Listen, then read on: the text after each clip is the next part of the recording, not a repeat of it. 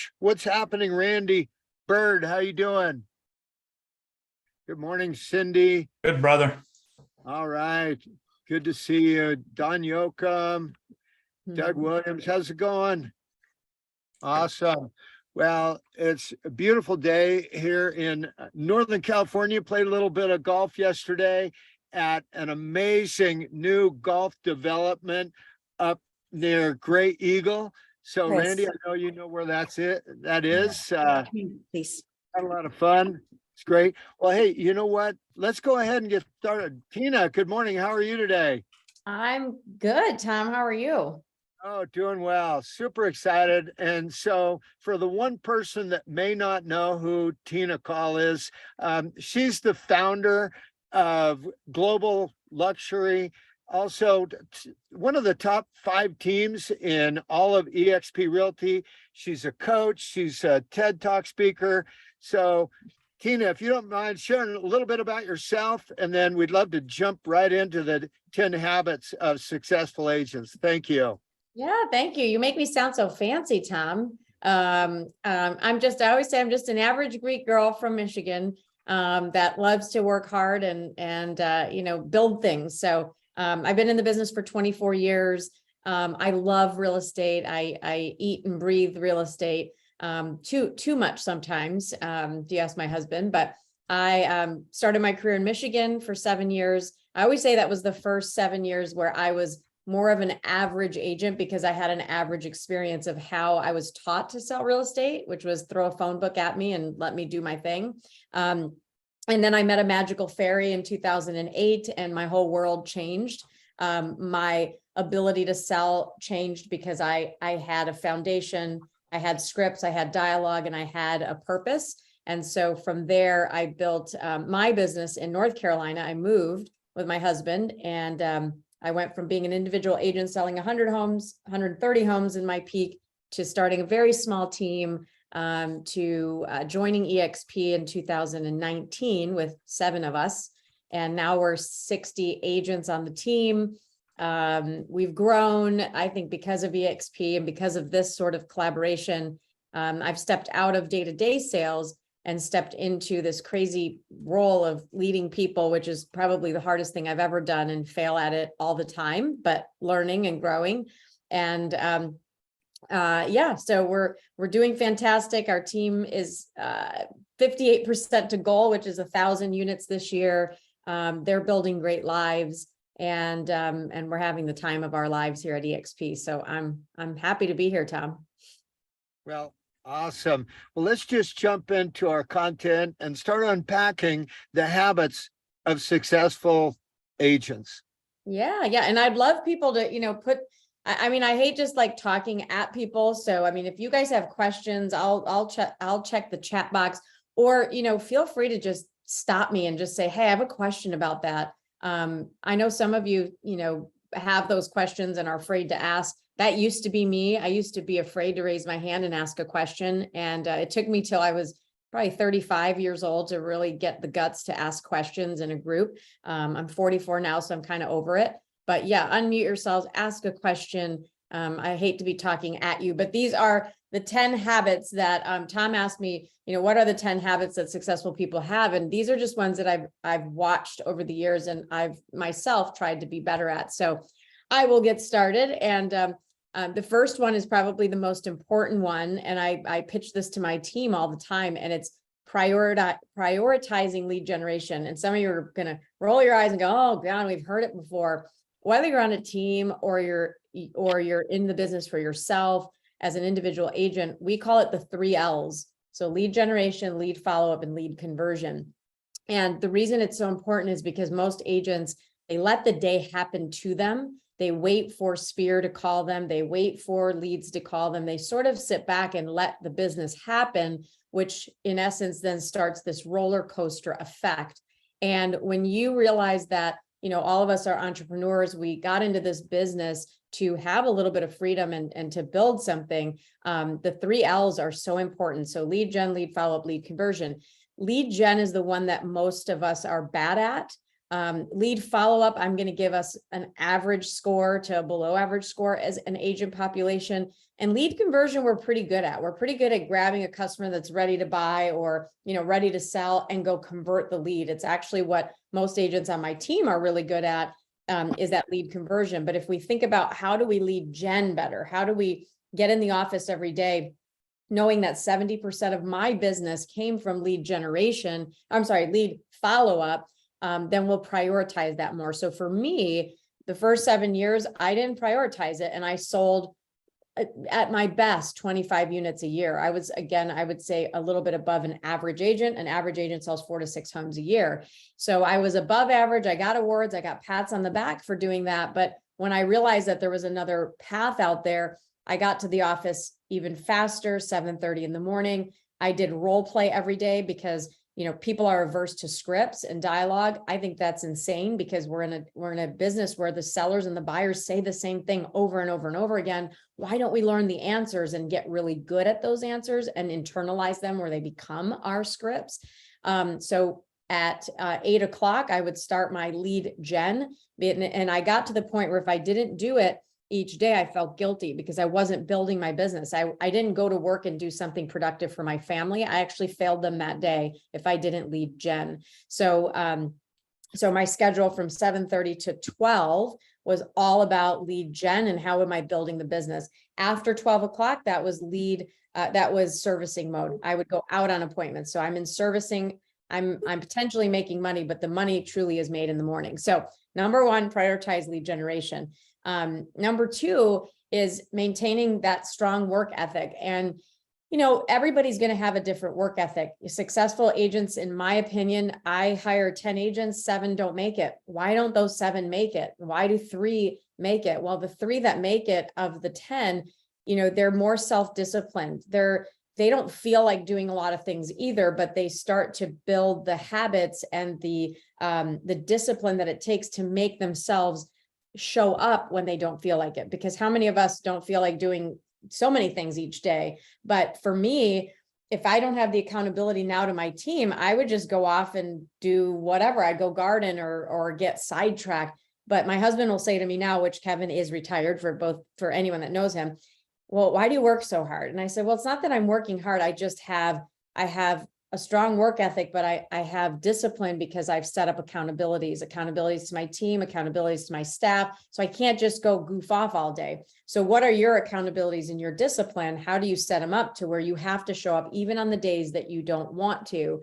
And having a big life requires, big goals. And so people always go, what's your why? And they say your family. And we all want to support our family. Our smallest human need is survival. Our biggest human need is for survival. But at the end of the day, I wanted a big life because I grew up in a poor family. We didn't have much. We were always looked down upon from the people in my world that were around us, or so I thought. And so I wanted a big life. I wanted to be able to hop on a first class flight. I wanted to stay at the best hotels. I wanted to buy whatever I wanted when I wanted. And not have to think about a price tag. And so I wanted that life because I saw other people have that life. And I thought, why not me? The one thing that most people are unwilling to do is sacrifice and have that worth ethic to get it. And so I always say a big life takes a decade of hard ass work, a true decade, sometimes 2 decades, but it's going to take a decade of consistency and repetitious boredom, because becoming rich is so damn boring. You're doing the same thing every day at a really high level and becoming masterful at it. So maintaining a strong work ethic is 2. Number 3, being proactive in communication. So I find that the good communicators are essential in real estate. Top agents answer their phone, and you're seeing a lot of people, especially younger people that I hire on my team. They're all about texting and they're all about email. And I still think we're missing it when we're not picking up the phone and actually talking to our clients. So I was always the person that answered the phone. I was always the person that called the client back. So I'm an over communicator. And when I got a lead, I always made sure that, yes, I could text them, I could follow up, but at the end of the day, I want to have a conversation with people. And I also feel like negotiations are best in conversation, not back and forth by text. So I train my agents to be good communicators first, and then follow up with an email, follow up with a text. Now you've got proof, and you can, do all the things that the Real Estate Commission teaches us. However, communication's key. The best trainer on communication and just talking to people and asking questions is Phil Jones. I don't know if you guys heard of Phil, but Tom Ferry recently hired him to become one of the coaches there for the organization. There is a YouTube video, I'll put it in the chat, of Phil speaking, but he's one of the best sales trainers I've ever met. And I actually flew out to New York to take one of his courses, and it was phenomenal. So he wrote the book, what is it called? Exactly What to Say for Real Estate Agents. And there's a ton of examples on, what a seller or buyer might say and what you could say back to them. So if you don't have that book, absolutely buy it now on Amazon. Number 4 is building those strong networks. And I know you've heard this before again, but real estate's all about building relationships. And the successful agents that I see in my office, like I have an agent that's going to sell 80 homes this year and make almost $750,000 on a team at 50-50 splits. She's a great networker. So, the kids' schools, moms or dads, like you have to use the schools as a networking opportunity. Join the social committees, make sure that you become a coach in something. It can be drama club, it can be, debate, it can be coaching the basketball team, but getting in front of those parents to make sure that you're the face of that school is huge. So another thing that I found was a fantastic networking thing for me was becoming a golfer. And so it's not for everyone, but for those that are more analytical, I think golfing is an amazing sport. And we've always paid for our home by joining a club and golfing more, because we meet those people in the neighborhood, we list and sell their homes. And wherever I live is pretty much free, and all the houses that I've lived on golf courses. So whenever you think about your neighborhood, think about how can I get enough referral business from my neighborhood where I'm not paying my mortgage anymore. And that is a fun trick for your brain to make you get out there and go to those parties in the neighborhood and become even more social. Number 5, staying organized. So there's so many details to manage. Top agents are typically very well organized. They have systems and processes. So I have a lot of really great agents in our office that are unorganized. And what I find with them is they can do a good business, but they get to a peak where they just can't do anymore because of the unorganized fashion that they're building their business. So if you're a person that's unorganized, hire an organizer, hire an assistant, hire a house manager, hire somebody to kind of organize your life. Keep track of, the clients, the properties, the transactions, hiring a VA. If you're like, oh, I hate a CRM, which I laugh because this is the CRM that I've used for years to make millions of dollars. So I'm not techie, but I am organized. So you can hire a VA for $4 an hour. If you're on Tom's team and he's like, you got to use your CRM, Tom probably hates the CRM too, but we have to use it because we're all in business. Hire a VA for $4 an hour, get that person to run through your leads and make sure that you're staying on track. Have them listen to your calls and they put in the data. Like, you could make your life so much easier if you're willing to invest in the fullest as far as staying organized. One of the little tricks for organization, one of my agents taught the group last week was, and this might be, you guys might know this, but like on your phone, when you have clients, the 5, 6, 7 properties that you have, pinning the actual conversation at the top of their phone is how he stays organized to make sure he never misses a text from a client. So I thought that was fun. Number 6, being adaptable. So the real estate market's always changing. I mean, I've been in the business 24 years. It is completely different than when I started. So staying up on trends and technologies and economic conditions. I started my business with expireds, and then expireds dried up. So we had to go to deploying email marketing and postcard marketing in neighborhoods, and then door knocking. So we just shifted. And so we were adapting to the different conditions of the market. So you have to be adaptable in this market. Number 7, focusing on providing value. So this is the biggest thing. When I was at Remax or Keller Williams or EXP, I became the number 1 agent in my office. And so it was never the brand that brought me the success. It was what I was bringing to the table. So if I'm interviewing against other agents and they're saying, well, that's Sotheby's International and that's Berkshire Hathaway. And what is your company all about? And I really like to deviate that conversation and go back to what is the agent bringing to the table? Because you are the brand, whether you're on a team or individual.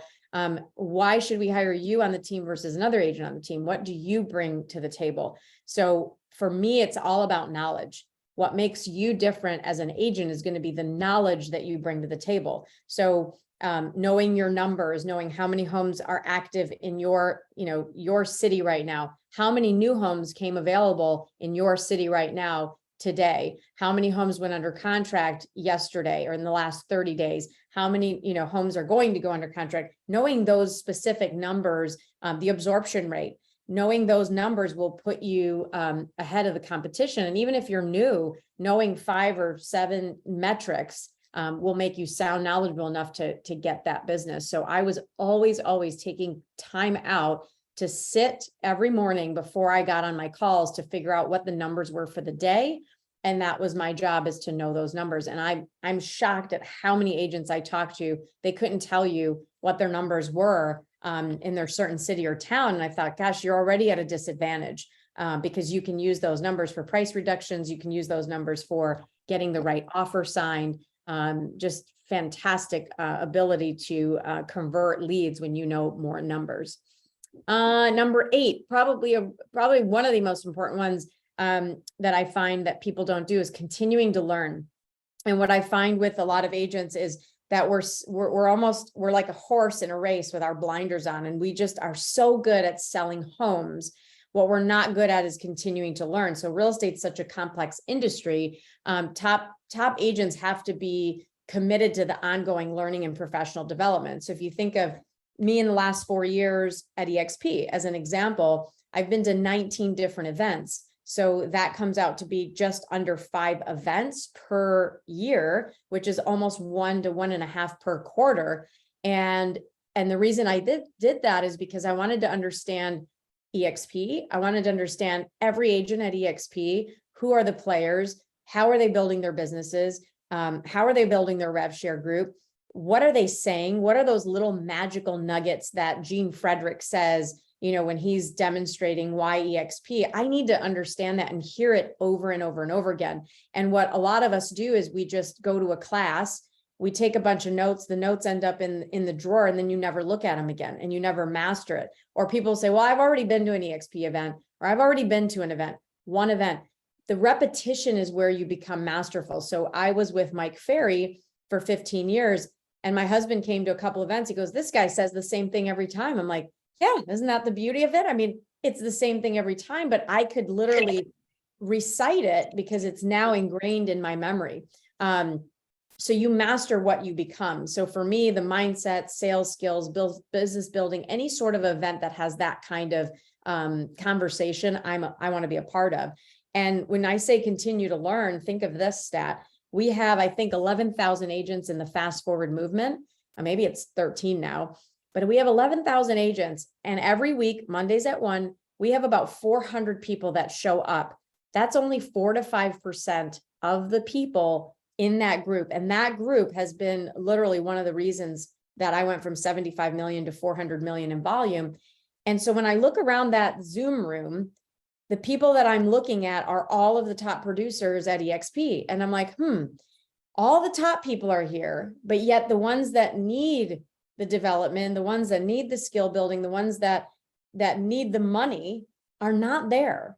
Why aren't they there? It boggles my mind every single time to think about the fact that the lowest producers are not there, but the top producers are there. So why is it that, only the 4 to 5% in every market do all the business, or the top 20% do 90% of the business? It's because they're the ones that are showing up.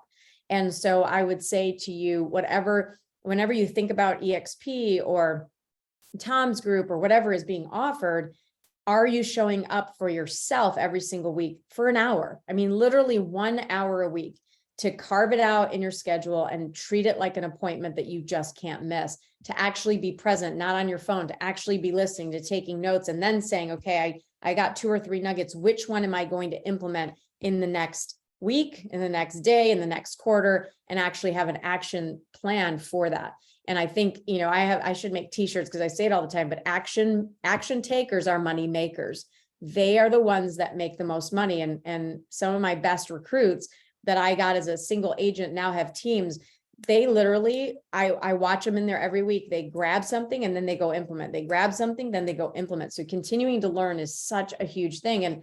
And I see a lot of people not do it in their business. Number 9, embracing technology. I am not tech savvy, but I push myself in this digital age. Technology is what streamlines all our processes. So we need to have CSU for reporting. We need to have follow-up boss. We need to have KV Core. We need to have these things that are more efficient in our business, and also creates that customer experience. It creates those efficiencies there. So now when you think about how is our industry changing with technology, you've got AI, you've got ChatGPT. Our team's embracing it. I have a lot of teams that are still like, oh, we're not going to do anything with that, but we'll be left behind. So I think we have to figure out this new AI, stuff and start becoming really, really good at it, because I think that there is a chance that, some of us will be left behind if we don't embrace that technology.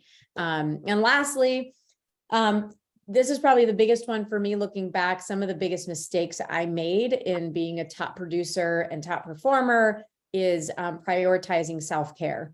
And so real estate's a very demanding, very high stress industry. And, looking at yourself in this industry, sometimes we can be on 24/7, and we miss out on opportunities to actually be present for our relationships, our husbands, our wives. We miss out on actually being present with our kids because mom's on the phone, mom's on the phone, mom's always on the phone. And so, thinking back to, if I look back at the last 10 years or 15 years of my life, and you asked me, which ones are like your proudest moments or you had the most fun, it would be vacations. It would be parties that I had. It would actually be times that I spent time with my family versus all the time that I spent on my phone. I still have those memories, going to the beach, being locked in a room while everyone else was on the beach, and I'm doing a deal. I'm negotiating an offer. I can't remember that client. I can't remember that deal.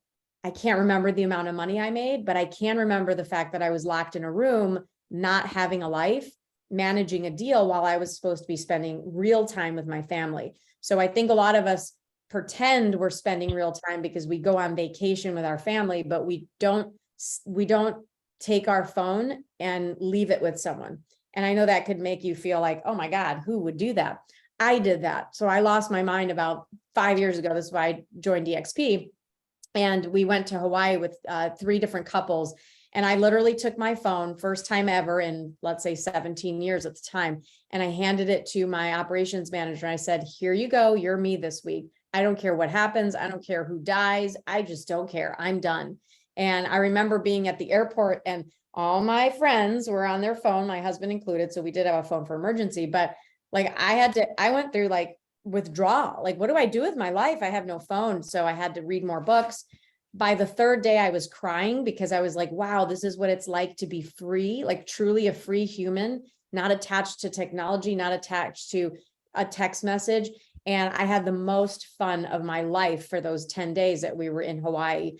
And I came back and I said, things are going to change. I need to be more present. And I prioritized how I wanted to live my life. And that was when we made the decision to come to EXP to create multiple streams of income so we could finally say, hey, I can go on vacation and not have to worry about my phone. So if you're an individual agent on a team, my God, you have the world at your fingertips. You can pay an agent on your team, hey, I will pay you 15% or 25% of every deal that comes in, but you have to be the one that negotiates and does all the things for my clients once I'm gone. If you set your clients up in the beginning and let them know I'm taking a real vacation, I will be out of pocket. But you've got Sam here and he's going to take great care of you. He's my partner. You will be fine. And even if 1 or 2 clients is not fine, I just think it's worth it to take that time and decompress. Because so many of us, create disease in our body because we're just always on. So Tom, that's all I've got for the 30 minutes. But yeah, I would open it up to questions if anyone has one, but. Yeah, so we have one in the chat in regards to the streams of business with your agents. let me pull that up here. Yeah, So- so Tina, I was just asking, so when you look at your agents, like the average composition, what part's coming from their Sphere database, what part from open houses, what part from internet leads? Yep. So it Network. depends. So our top 20%, Don, the majority of their business comes from their Sphere or what they've built on the team. Throughout being on our team. So my top 8, my first agent ever for 10 years is still with me. So she no longer takes any team lead. She just works her Sphere, and she's still with us. We have another agent, 8 years, 6 years, 7 years, 5 years. Anybody over 3 to 4 years on our team typically works their Sphere.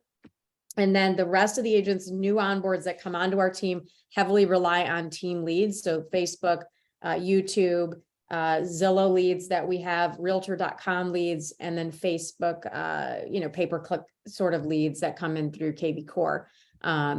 So I would say it's a flip-flop. The newer agents are highly lead dependent. The top agents are Sphere dependent, and then the middle ones are a mix of everything, a little bit of everything. So, it's interesting that my little aha from what you just said is, I think ultimately everybody wants to work by referral, but being on a team accelerates your ability to get to that 300 people in your Sphere and database, right? So if the normal person might take 5 years to get there, you get them there in 1, 2, or 3. Way faster. And the thing that I hate about, people go, oh, I don't want to be on a team. I want to be independent. Why? Because think about this. My agents are on a 50-50 split, 60-40 when it comes to Sphere. If they stay on our team over 3 years or do a certain amount of deals, I can't remember, they're 70% on their Sphere.